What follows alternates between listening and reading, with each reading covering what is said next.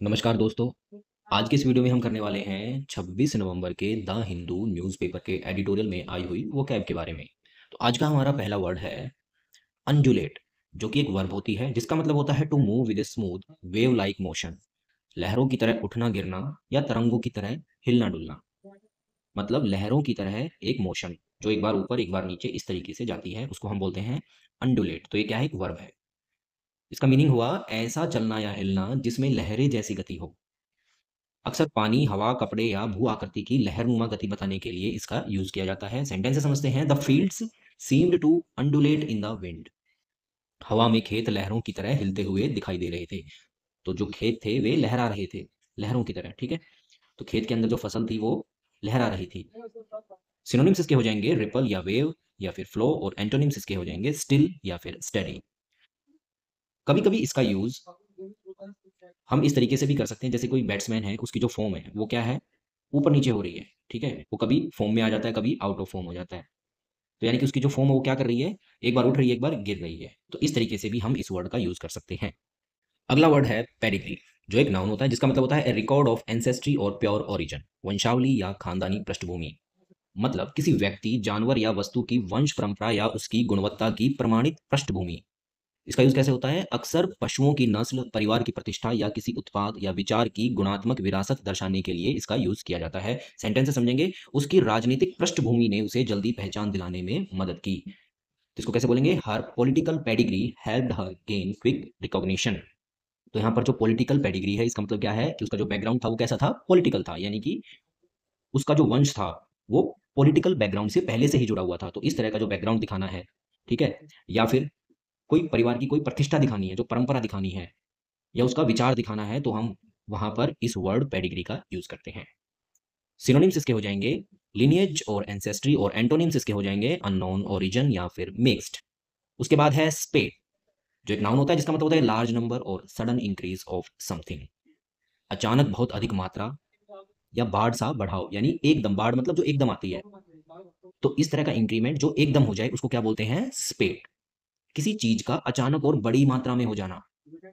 अक्सर घटनाओं, शिकायतों, हादसों या खबरों की अचानक बाढ़ जैसी वृद्धि दिखाने के लिए उपयोग होता है। तो ज़्यादातर इस वर्ड का यूज़ कहाँ पर होता है? कि अगर शिकायतें या घटनाएँ एकदम बढ़ जाएँ, हादसे एकदम बढ़ जाएँ, ठीक है, बाढ़ की तरह, तो वहाँ पर इस वर्ड का यूज़ करते हैं। सेंटेंस से समझेंगे। प्रोडक्ट लॉन्च के बाद शिकायतों की बाढ़ आ गई। तो जैसे ही वो प्रोडक्ट लॉन्च हुआ, तो उन शिकायतों एकदम बहुत सारी शिकायतें आने लग गई। तो there was a spate of complaints after the product launch. तो यहाँ पर ये जो स्पेट है, ये आया है कंप्लेंट्स के लिए कि कंप्लेंट्स की एकदम बाढ़ आ गई। सिनोनिम्स इसके हो जाएंगे सर्ज या फ्लड या आउटपोरिंग, और एंटोनिम्स इसके हो जाएंगे स्केर्सिटी या ड्रॉट। अगला वर्ड है टंबल, जो एक वर्ब होता है जिसका मतलब होता है to fall down suddenly and uncontrollably. गिर जाना, लुढ़कना या नीचे आ गिरना। इसका मतलब हुआ अचानक या असंतुलित तरीके से गिर जाना। अक्सर शरीर का गिरना, कीमतों का गिरना या किसी वस्तु का अनियंत्रित तरीके से नीचे आना या दर्शाने के लिए उपयोग होता है।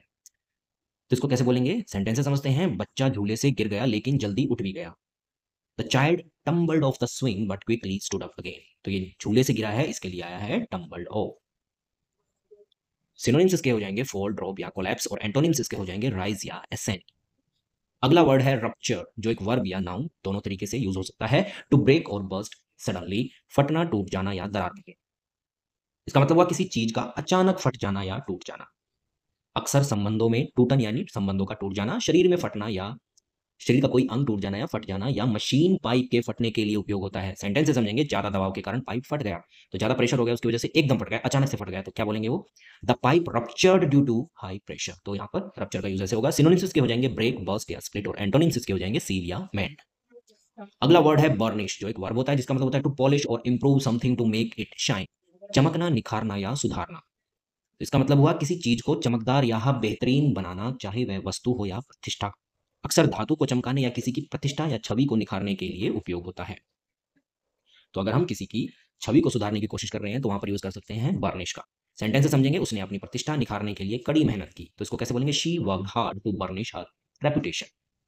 सिनोनिम्स इसके हो जाएंगे पॉलिश या शाइन या एनहेंस, और एंटोनिम्स इसके हो जाएंगे डल या टार्निश। तो टार्निश इसका उल्टा होता है, या टार्निश का उल्टा होता है बर्निश। अगला वर्ड है रिजरेक्शन, जो एक नाउन होता है जिसका मतलब होता है bringing something back to life और रिवाइवल। पुनर्जीवन या फिर से जीवित होना या पुनरुत्थान। मतलब किसी चीज का फिर से जीवित, सक्रिय या लोकप्रिय हो जाना। अक्सर धार्मिक संदर्भ, पुरानी परंपरा, विचार, प्रोजेक्ट के फिर से लौटने के लिए उपयोग होता है। तो कोई चीज फिर से जीवित हो जाए या सक्रिय हो जाए या फिर से लोकप्रिय हो जाए तो वहां पर इस वर्ड का यूज कर सकते हैं। सेंटेंस से समझेंगे, पुराने त्योहार ने कई सालों बाद पुनर्जीवन देखा। तो जो त्योहार था उसको फिर से लोग मनाने लगे, वो फिर से लोकप्रिय हो गया, तो उसका पुनर्जीवन हुआ। तो इसको कैसे बोलेंगे? The old festival saw a resurrection after many years. Synonyms इसके हो जाएंगे रिवाइवल या रीबर्थ या रिन्यूअल, और एंटोनिम्स इसके हो जाएंगे डिस्ट्रक्शन या एक्सटिंक्शन। तो दोस्तों, आपको ये वीडियो कैसा लगा? अगर आपको ये वीडियो पसंद आया तो इस वीडियो को लाइक कीजिएगा और शेयर कीजिएगा और हमारे चैनल को सब्सक्राइब कीजिएगा। मिलते हैं अगले वीडियो में, तब तक के लिए जय हिंद।